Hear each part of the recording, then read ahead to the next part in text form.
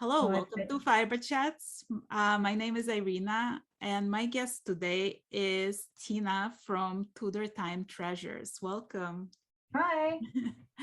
So I saw you first in Knitters Gonna Knit. So this is a group that David Van de Kamp and I organized just a few months ago. And we invited like all our friends, and our friends invited all their friends. So you are one of the members of Knitters Gonna Knit. And we encourage everybody to promote their work. And so when I first saw your work, I realized that this is something I have never seen before, like ever. It's been around. I saw a pattern on Ravelry, and it said it was an illusion. I didn't understand it, and then I finally understood. Oh, it's kind of like if you hold it in a certain position, it shows you this image. And I think it was a love pillow. I'm almost positive. And I downloaded it. It was free. You know, it was basically get your feet wet, and then I fell in love with it. I had to figure out how to do this. So I went on woollythoughts.com, and I watched every video that I believe it was Steve Plummer that did on illusions or shadow knittings, called both things. And yeah, I was like, I could do this, but being a programmer, I could do it better. I also a photographer, so I have all those photographer softwares. So by using all of that stuff, yeah, I developed my own graphing system, how to pull in an image, how to actually graph it. It's a lot of work, but it was a lot faster doing it my method. Right. So yeah, it just took off. And so then I thought, hey, you know what? I have this image. What would look cool is an owl fully wingspanned out. And I said, oh my gosh, I wonder if I still have that doodle that I was drawing on my iPad.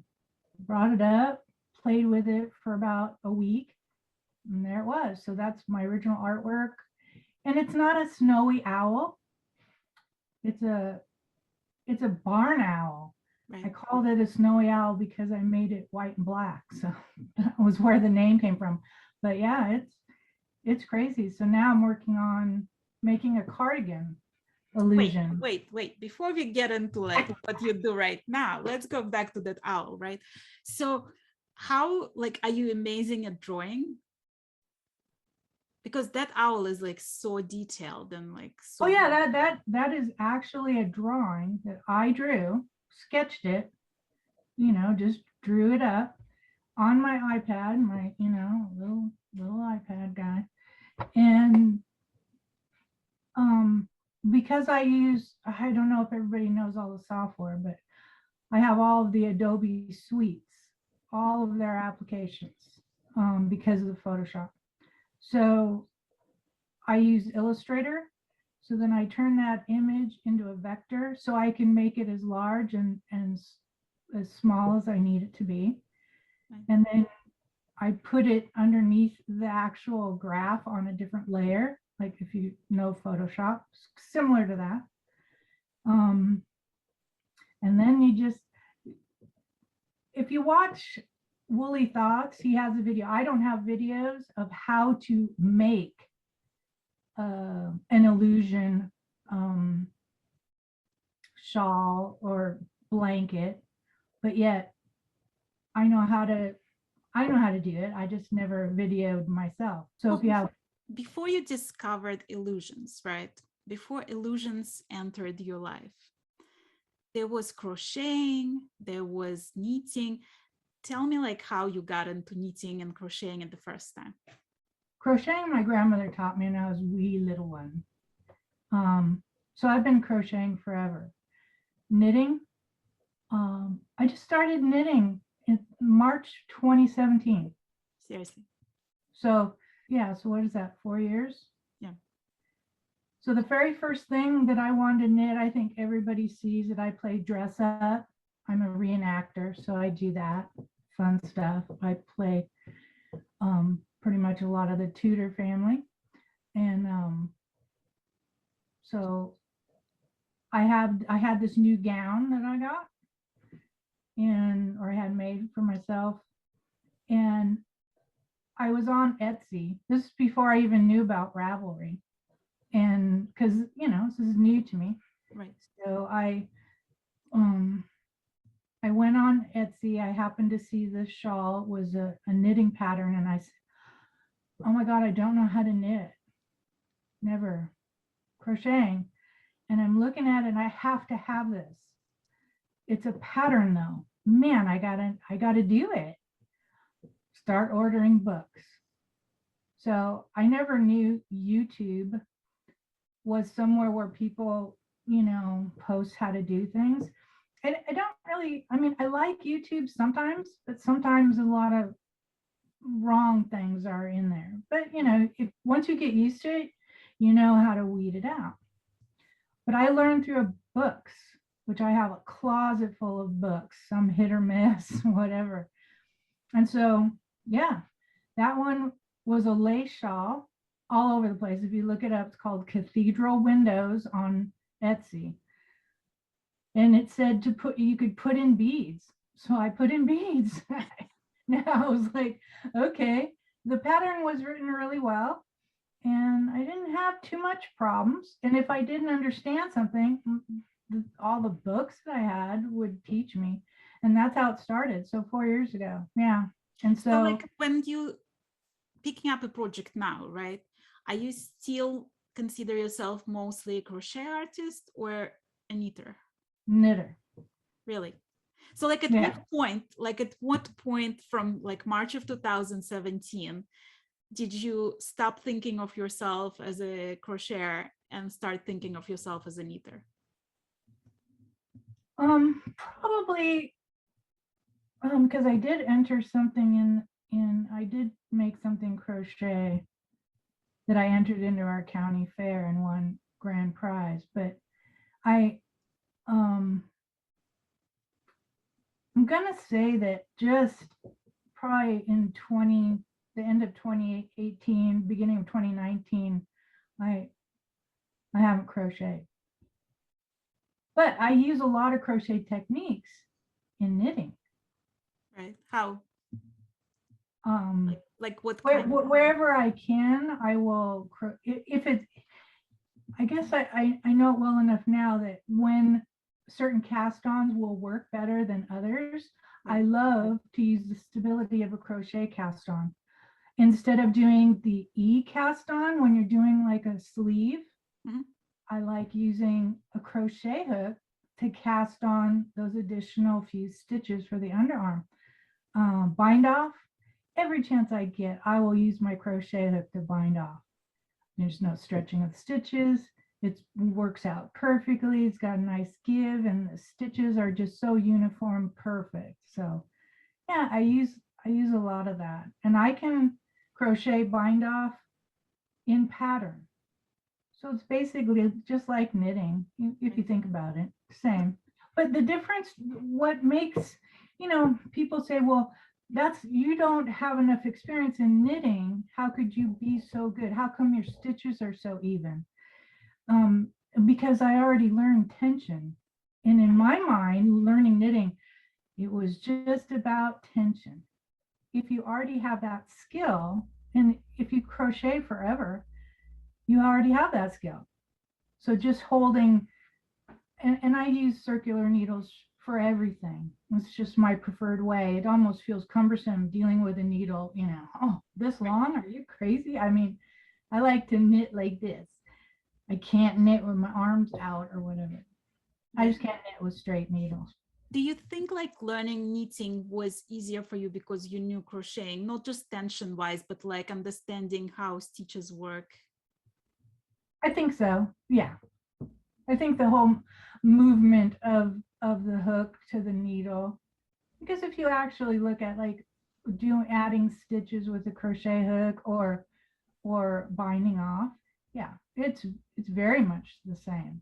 Right. The same So, principle. so when I looked at your Ravelry account, there are some crochet designs, and you started with posting crochet design, even though, like, I don't know, I think there was like the first one was the knitting, and then you went to crochet, and then you went back to knitting. It was just it really has no rhyme or bearing. Some of those patterns I wrote years ago and then just decided, you know what, I'll just take new pictures of it as I still have it, or I'll make it again and then I'll write the pattern, or I have notes of this pattern and then knitting. I mean, I went in steps too. My knitting journey went from, okay, let's figure out how to make the shawl, and now let's just figure out how to knit, because I really had to make that shawl. I was going somewhere, I was going to be wearing that dress, and I needed that shawl. So hands down. Now, as far as the rest of my knitting journey, my learning, because I needed to learn, was I started writing a list. Okay, what's everybody talking about in all of the Facebook groups or what have you, or knitting buddies? What does everybody tell you is the hardest?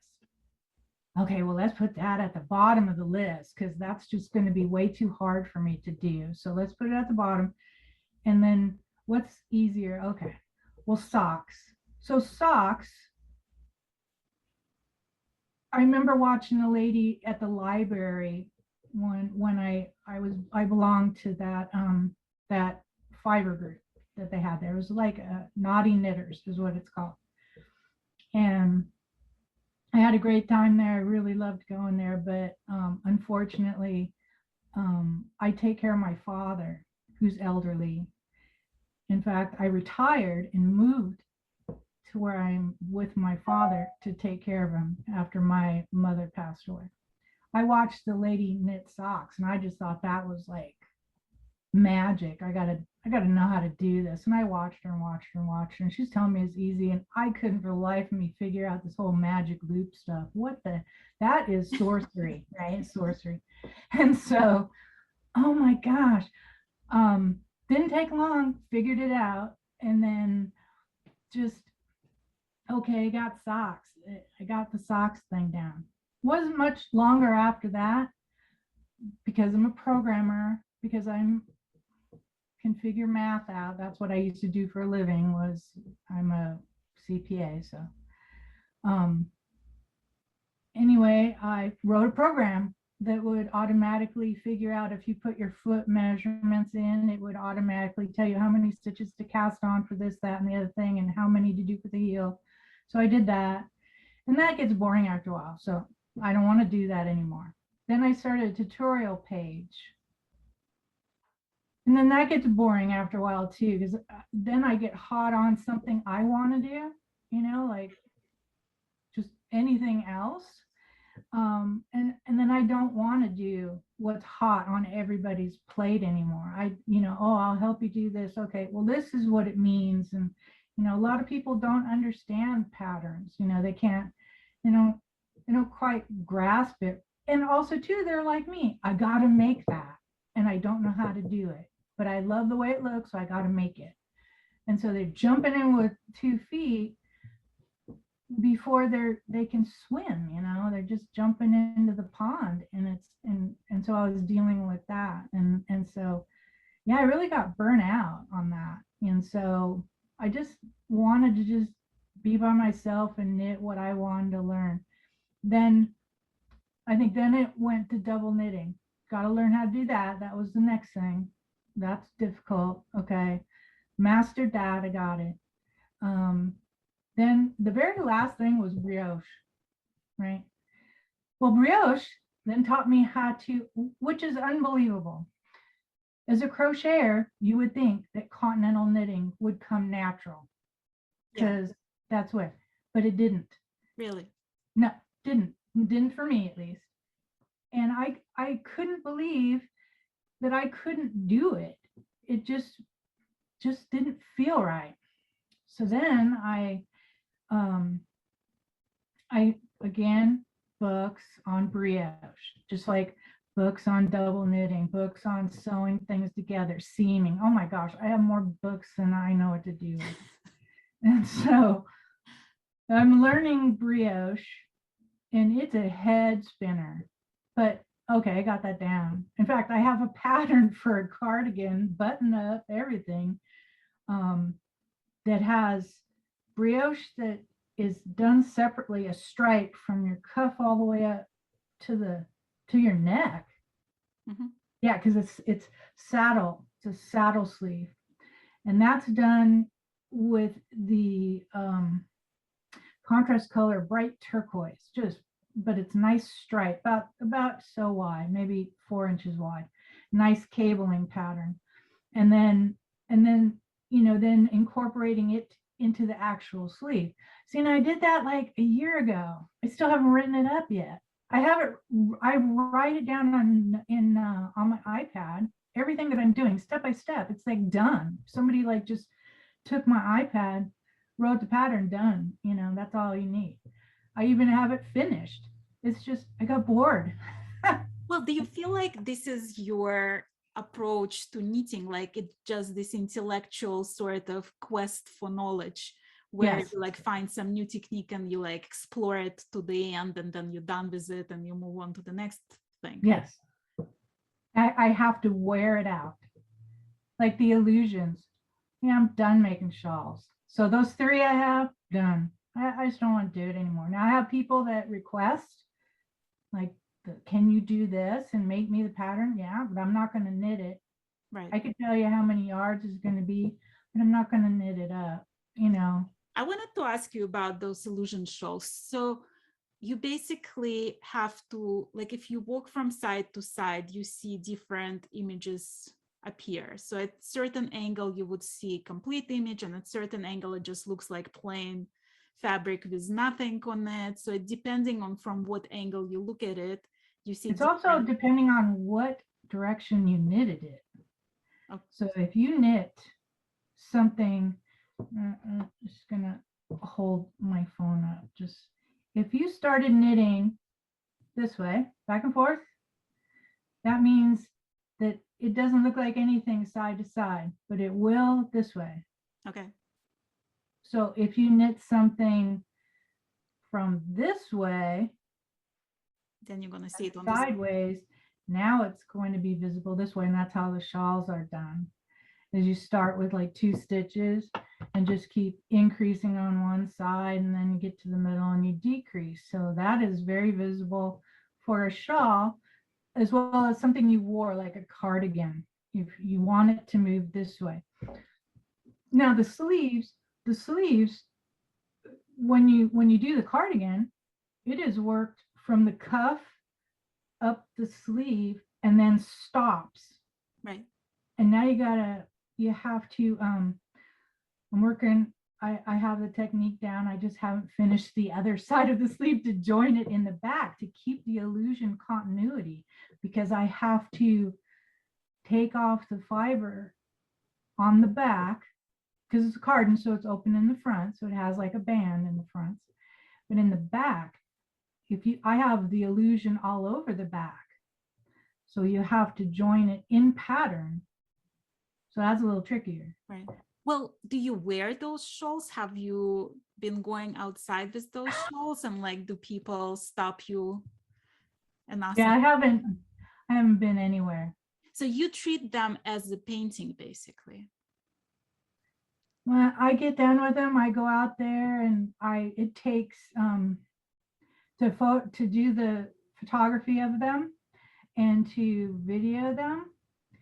I had to figure out a way to, because it's almost 7 feet wide. How do you do that? I want to see the whole image, the whole shawl, and I need it flat and I need it to move. So I have one of my photography tools when I shoot indoor portrait photography, portraiture. I have my laptop is connected to my Nikon. I shoot full frame, so I connect the camera to my laptop. So as I'm taking the pictures, I can see them huge on my laptop, and I have the stand that is like bulletproof, super heavy. I mean, it is heavy just to tramp around with, Right. but it has a tabletop so that I can set my laptop on it. And then, so I use that. I like making things, so everything is always a challenge. And if I want something bad enough, I will figure it out. So yeah, took some foam board and cut some holes in it, mounted them, Velcro, the whole business on twill tape, and mounted these foam boards on the front of that table. It's about this big. So I basically made it to where it was secure. The foam board that is 4 foot each side from the center, because that tabletop, that computer stand, laptop stand, will fold like this. So the laptop would sit on top here. If I did that, that's for storing it. But that works really good to have a flat surface to where I can mount those the shawls to. Right. Now the shawls, and then it can turn. It can also swivel. So that was great, because I was scratching my head. How am I going to do this? I know I need to walk around something. Like the snowy owl. I put it on my wall. We have a small wall on our side. It's large on the other guy's side because we're up higher, but I put it on the wall and then walked around it to get, and was videoing at the same time to get the effect. I didn't like it. I mean, it looked okay, but it's not okay all the times of the day or all the times of the year, because from one day to the next, you have different shadow effects. The sun is in a different position. I don't like the lighting. Oh my gosh, every photographer's worst nightmare, right? So I want to have the ability to take it anywhere and put it in any position. Not to mention, I have to combat with cloudy or too windy. It's always too windy. I'm on the West Coast. I'm in Arizona. It's always too windy. Right. It hardly ever rains, but it's always too windy. So what I use is my board that I have, I mount it to it, but not permanently. It's just with little wonder clips. I know those are these little jobbers, those little things. But I have, because I do lace shawls, or I have done them. I haven't done one in a long time, but the wire blockers, the wires that you buy, yep, they're stainless steel. I use actually 3 of those threaded into the top stitch, the one that I use where I do the needle carry, which I think I invented, I'm not sure, but how I carry the yarn without having it ever get twisted, but it twists. Anyway, in that one spot is where I thread the wire, and it takes 3 of them. That's how wide it is. Right. So once I do that, I can mount it on the board with the wonder clips. It's nice and straight. There's no puckering. Boom, photograph it. And then I have 2 pieces of crochet cotton that are attached with wonder clips again to the very bottom of that board. So I'm physically moving the boards, basically, right, making it move. Right. So I don't have to walk around it. That's basic. Have you ever considered doing an exhibition? Like, do you think that would be a nightmare to set it up?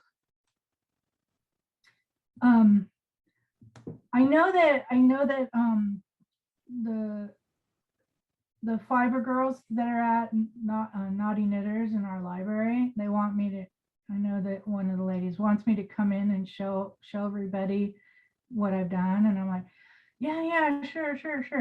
But yeah, it's a twofold thing. Yeah, it's a lot of work bringing stuff.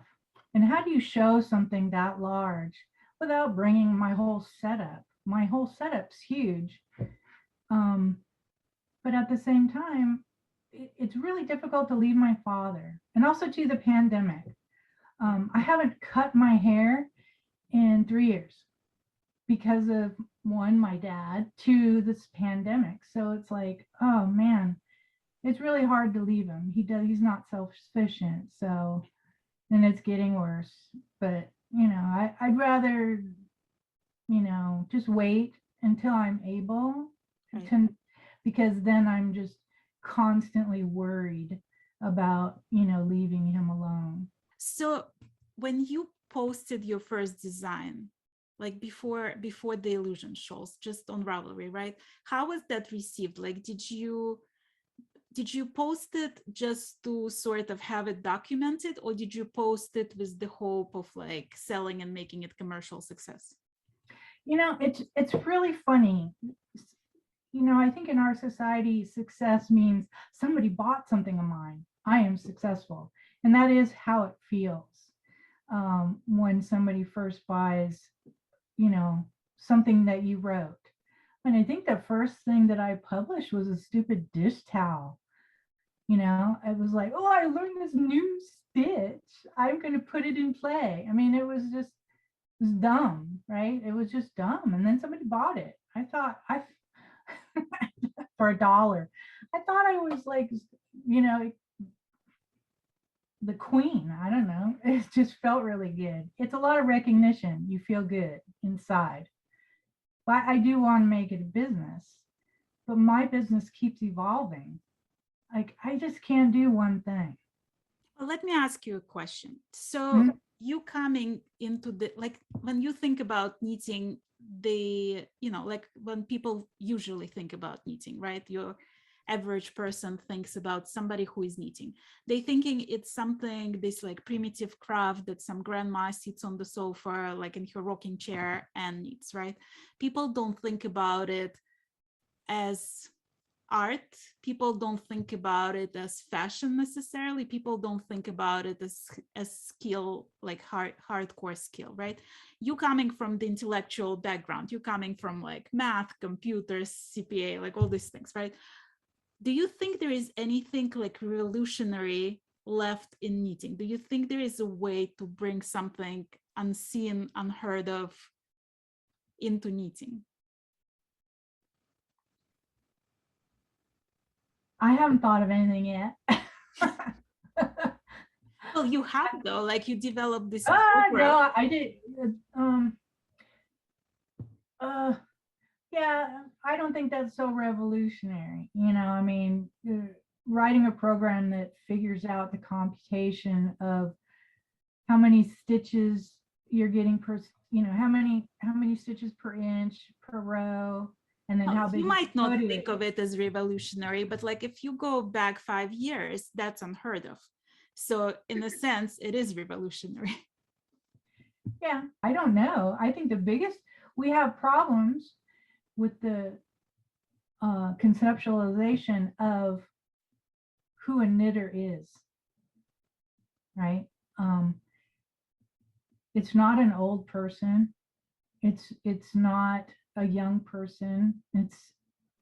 I think of it as it's not just knitting and crocheting that I do. I know how to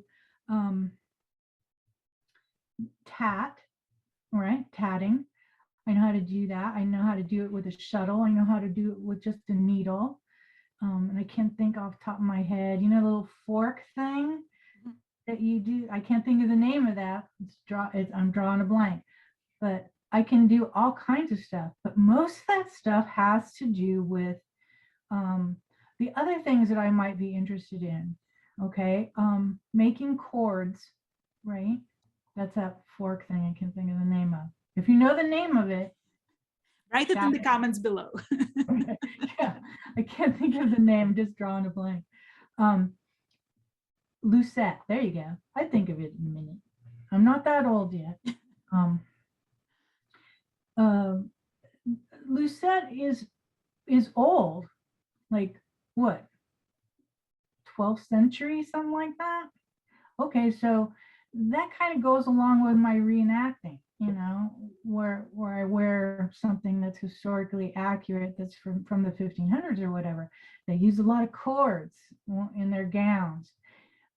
So using a lucette tool to make those cords kind of came in handy. Well, knitting's been around like forever, right? That's how they make clothes, stockings. I mean, you just look back everywhere. Everything was knit. So I think that's a big thing for me is being able to do something that's been done for thousands of years. That to me is, wow, that's amazing. I'm doing something that's been done forever. Right. It's just that we've all improved on it. We've made it, you know, the technology of people's imagination. It's not just stocking stitch. It's all kind of fancy and fancy this shapes and sizes and directions and circles and triangles, rectangles, everything you could think of.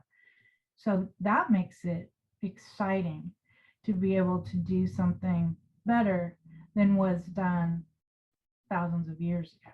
So well, let's talk about Tudor times, right? So how did you get into the whole reenactment and like all this making all those historical costumes and stuff? What was that? When did that happen? I started getting into reenacting in 2012, and it was just I seen saw something somebody was wearing, and I just thought it was great. And then I happened to go to London, and you know, you go visit all the castles, obviously, right? And looking around at stuff, they have a lot of the outfits that they're dressing mannequins in and stuff. And so I want to do this. And then I found out there were people that actually do this. And sometimes it's just fun, you know, they're not paid. They're not paid reenactors. They're not actors in that sense. But yeah, so that's what got me into it. And then, oh man, thousands of dollars later, because, you know, then you find a friend that actually makes historically accurate, who's in London. So it's like, great. Right. So yeah, I have, I just got another gown now. It's more Civil War, because I do everything. I like all kinds of periods. And Civil War really is the 1500s, so over in England. But yeah, I have a lot of bustle gowns, riding habits, Tudor gowns, Elizabethan gowns, Stuart gowns. My latest one is a replica of Gone with the Wind, the dress that Scarlett O'Hara wore at the barbecue at their plantation. So yeah. So where do you actually wear those gowns? I haven't in a long time because of my dad. So it's kind of, you know, I can't go somewhere to knit, can't go somewhere to wear my outfits. But yeah, we have, I live in Lake Havasu City, Arizona. Lake Havasu City has this bridge. I don't know if you ever heard of it. No. It's the London Bridge. Oh, the one that's falling down. The one that fell down. Right. And we rebuilt it. The person, McCullough, who originally purchased the Lake Havasu City back in the 50s, I think. Early 70s, it was the largest antique ever bought at auction, was the London Bridge. And he boated it, trained it, and trucked it here piece by piece, and we have it built, and it is a working bridge. You can take your boat and go underneath it and the whole bit. I don't know if I think it has 3 spans, so 3 or 4. It's been a while since I've seen it, but So because we have the London Bridge here, it would just kind of go into play that we would have a Renaissance fair. So, Right. yeah, we do that. So I was part of that for 1.5 years, but then I can't devote that much time to anything outside of the house. But I miss it. I miss it tremendously. But since then, it's like, okay, I'm going to go do reenactments when I'm able to be more mobile, not tethered. I'm just going to go to London and do it there. Right. So yeah, go to the actual castles because they do reenactments there all over the place. Now, probably not so much Civil War, but they're definitely going to be doing the Tudor, the Stuart, Elizabethan. So I'm all ready. Right.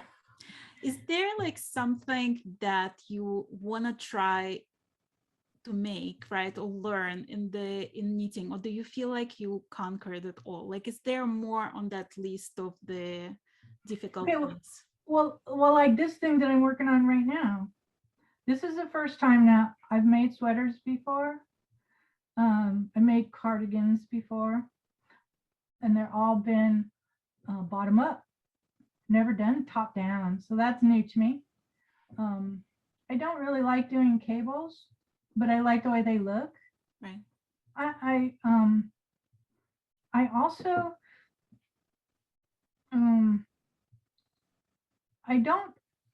I continental knit. I can English purl, English throw. Cannot continental purl. I should show you how I do it. You'll learn in 20 seconds. I Portuguese purl. I find it like harder than the way I purl it. Really? I'll send you a video. Yeah. I have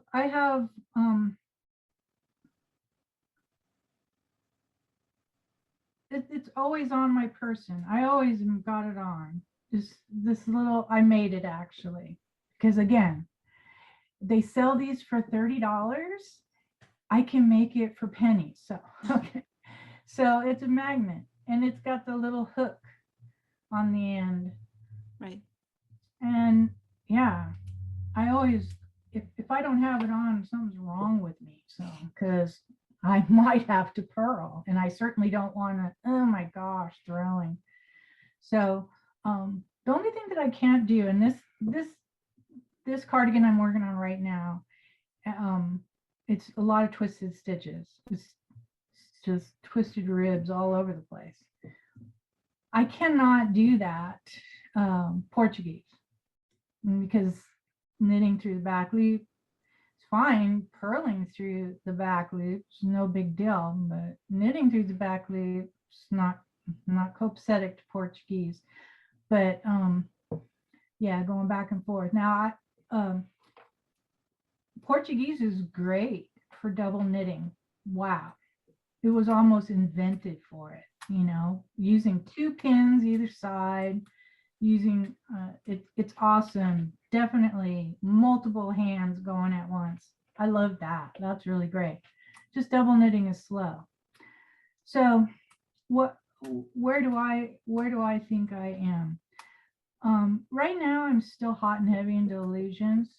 Just I have an idea, like the cardigan, the basic structure, shaping and all, it's already done. No, I just have to take time and do it. Work them up. I don't know how do you tell somebody, I want you to be my test knitter? I don't know how much fiber it's going to take, because that's what you're for, right? Test knitter. Here's my graph. I can explain how it works. Here's my graph. Now, after you get done, I want you to send it to me because I need to photograph it. And then I'll send it back to you. How do you get a person that'll do that? You know, it's like, that's a tough one. So I end up having to do it. Well, it takes time. Right. I'm not the fastest knitter, but where I lack in speed, I do not lack in time. So I usually can knit 8 to 10 hours a day. Do you ever not knit? Like, is there ever a day when you're not crafting something? Only if I'm sick or I have to take care of my father. Nice. Seriously. Like I say right now, I'm getting nervous. Yeah. If I could, I listened, I am amazed at anybody that I hear, can read a book and knit. I can't do that. I can't do that. I can listen to a book like there's no Well, tomorrow. that's what I'm doing. I'm listening to audiobooks lately. I discovered. Oh, I love that. Yes. Yeah. I do that all the time. You know, it's funny. If I watch a show, I know the actor by voice Right. because I'm generally not looking up. Right. But I have not mastered that skill. I cannot. I think when I'm Portuguese purling, I could look up for a long time, right? But not enough to read and then go back to the same place. Right. That I feel like I also mentally cannot concentrate on my right. on both. You know, it's like I need to do one or another. So yeah, listening is easy. So yeah. Right. Do you feel like because you learn to knit relatively recently, that you feel like you have to catch up for all those years that you haven't been knitting, and that's why you're so enthusiastic about it? You know what's funny is like working as chief financial officer for so many years. You know, I think about it, gosh, I used to work for 10, 12 hours a day. I mean, I just like loved it. Wouldn't that have been cool if I wasn't that much into it and had this hobby, you know, to where I could go home and do it? Yeah, I wish that would have happened. Am I trying to make up for it? Nah. Maybe I'm just trying to, I feel like I've made knitted toys, made all kinds of stuff, made crochet toys, hats, made different ways to make brims and all that stuff. Just I like doing weird stuff. So you've been crocheting as a child, but you learn knitting as an adult. Do you think there is different like As a learning? 60-year-old, by the way. Do you I'm think like 60. no, but like do you feel like there is a difference? Because like when you're learning as a kid, you're just learning without analyzing, without thinking, you're just repeating the motion that's been shown to you, right? Right. Whereas if you're learning as an adult, you analyzing every stitch, you understand the twisting of the stitch, you understand the different techniques, you want to see what's going to be more ergonomic for your hands, you know, all those things. Do you feel like it made such a huge, that's why you're so enthusiastic about knitting, because you analyze it all, because it's like intellectually stimulating to you? It is. I was telling my father that I think that the reason I like to now write the patterns and develop something is because it keeps my brain going. Whereas when I was working, brain's firing 1,000 miles an hour. I'm not doing that kind of technical stuff anymore, right? I mean, it's not the same. So this feels like a challenge. So I always want to do different stuff. You know, just like, yeah, go ahead and do a provisional cast on. You don't know what you want to do to that edge. Maybe you want to put an I-cord on it. I don't know. Let's do a provision because that just works. Or when I'll get a pattern. What was I doing? I took a 2-week break from making the the blue butterfly, the papillon, le bleu. I took a 2-week break because it just got boring. Okay, I'm so tired of doing this. You know, I mean, it's, okay, I already done it. So that was the thing. Just tired of it. So took a 2-week break. I got to make something for my daughter-in-law for Christmas.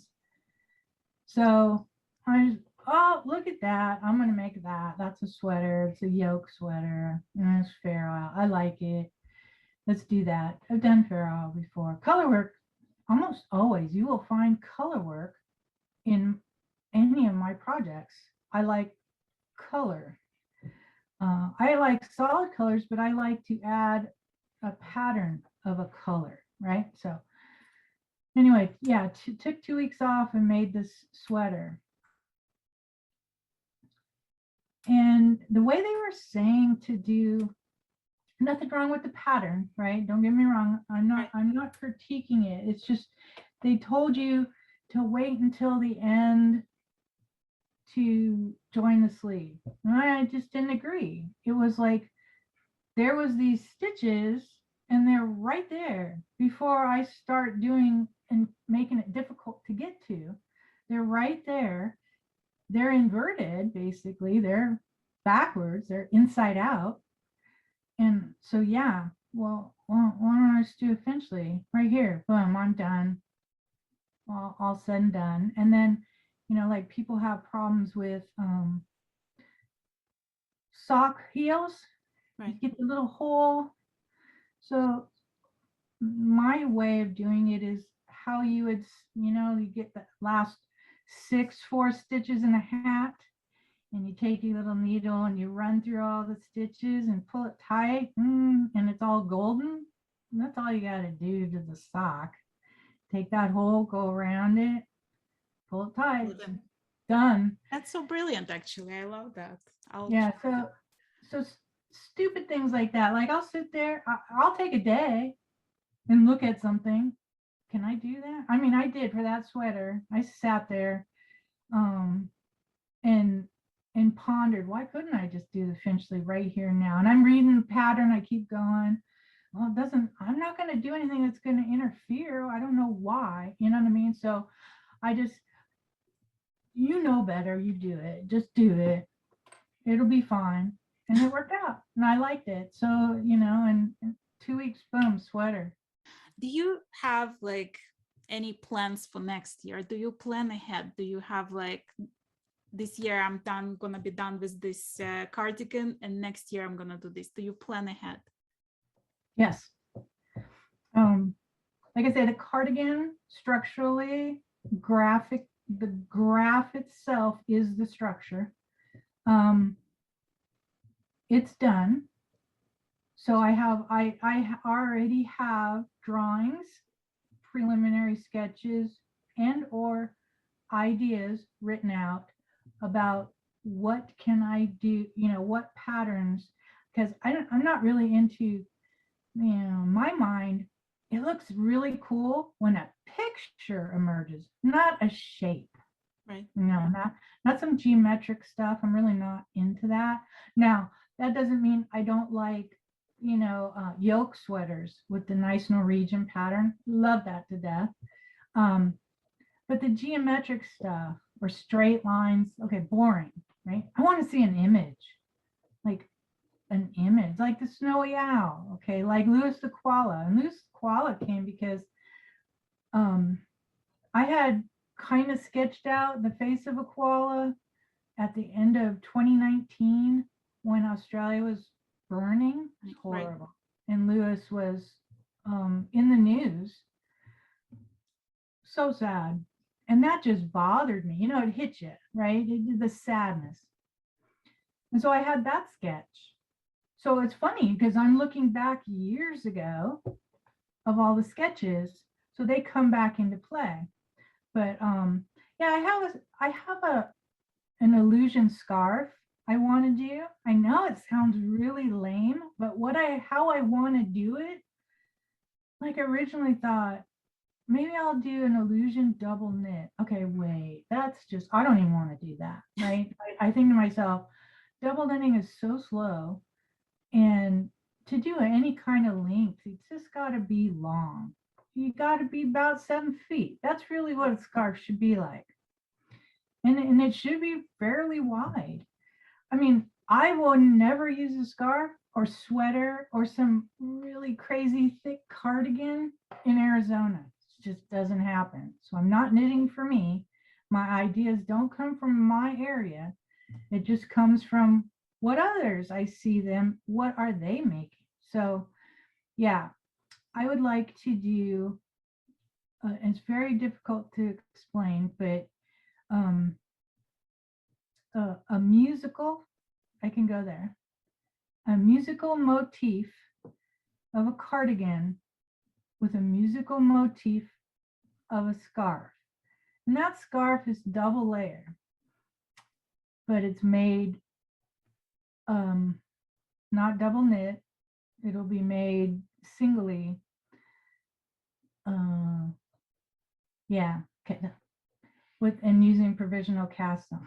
I can't. Anyway, I've already kind of worked it out in my head, so I don't want to say anymore. But that's yeah. That's the plan for 2022, basically. Yeah, I have to finish drawing. Somebody, you know, a lot of people come to me with custom ideas. Oh my gosh, could you draw this? This is my cat or my dog. Can you take this image and make it? Yes, I can take an image.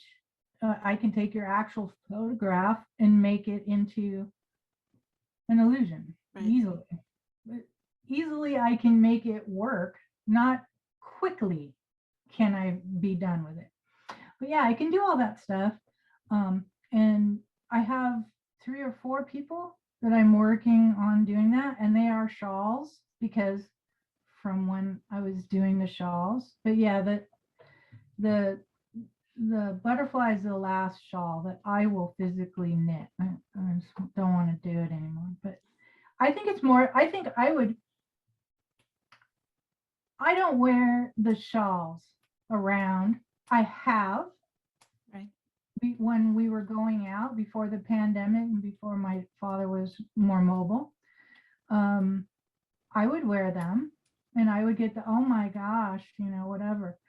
I took the snowy owl to one of our craft box stores. I don't know if I should say the name or not, but I was looking for the foam board and they said that it was only available in the framing at that large size. Right. I brought the owl at the time. I think I was working on Lewis. And so I brought the owl to make sure I got a big enough piece. And yeah, it caused a stir because not only did the framey lady freak out at it, how do you make that was magic? You know, some, you know, what do you want to say? I don't know what she said. What kind of sorcery did this, right? And it does look magical. It is kind of neat, you know. I mean, when you look straight on at it in direct sunlight, very much so. It is just stripes, right? Just nothing.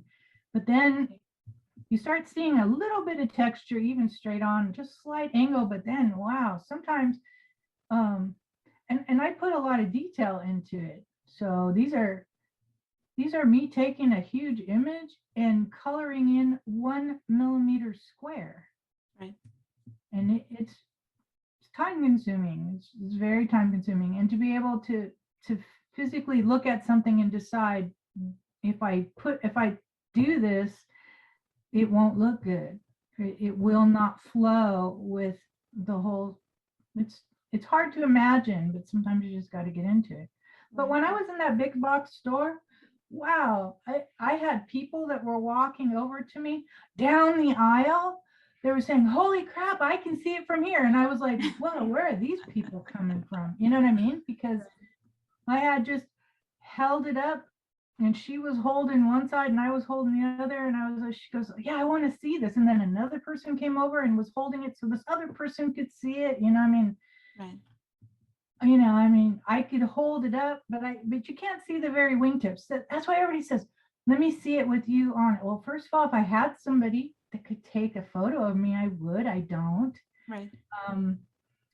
But even if my arms don't go out 7 feet, so you're missing a lot of the illusion on the side, on the very tips because I can't do it. So the best way to do it was mounted on the board, but it doesn't matter if you're sideways, even if your body, which is not a board, right? Even if your body, which is not a board, turns sideways, you will still see it. It's just easy. I'm actually really would love to see it in person one day. I hope we can meet at some meeting. I know. I saw that you were at Rhinebeck. Yeah, I'm not an East Coast girl. Right. I don't even. Perhaps I'll come to Stitches on the West Coast or something just to see you. One day we'll meet somewhere. I'm like that's my. I would love to see that show in reality and just like because it just like honestly, it's magical. It's really a sorcery. What's really what I get a kick out of most is like, it's, I know this is gonna drive you crazy. When somebody says they really like it, like, oh my gosh, it's magical. I'm not thinking you're thinking of the knitting. That's my drawing. So you're complimenting my artwork. That's cool. Because wow, I cannot draw on demand, right? I can't. I'm not somebody who's an artist like at Disney and draw me, you know, a character of something. I can't do that. I can't be told, draw this. You know, I am not that talented. I have to just be creative one day. That's why I save a lot of my doodles. I can go back. I love the iPad. I back everything up too.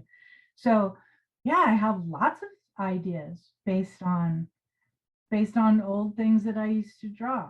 So well, I can't wait to see what else you're gonna come up with. I always love seeing your pictures in the group, and I always like just blown away by your creativity. And I'm so glad that you agreed to be a guest of my show today. I loved having you on and getting to know you better. yeah, I've seen almost all of your episodes, and wow, I was taken aback by watching some of the people that you did interview and to be in their high category of, oh my gosh, I'm not worthy, right? Well, I think you That felt pretty good. perfectly with all your creativity and with all your individual like ideas and things that you make. I think you're more than worthy to be among my guests, and I'm so happy you agreed to that. Well, thank you. Thank It was fun talking. I could talk for hours. I do it all the time. I don't have anybody to talk to. That's why. I love talking to you. Thank you so very much. All right. Thank you.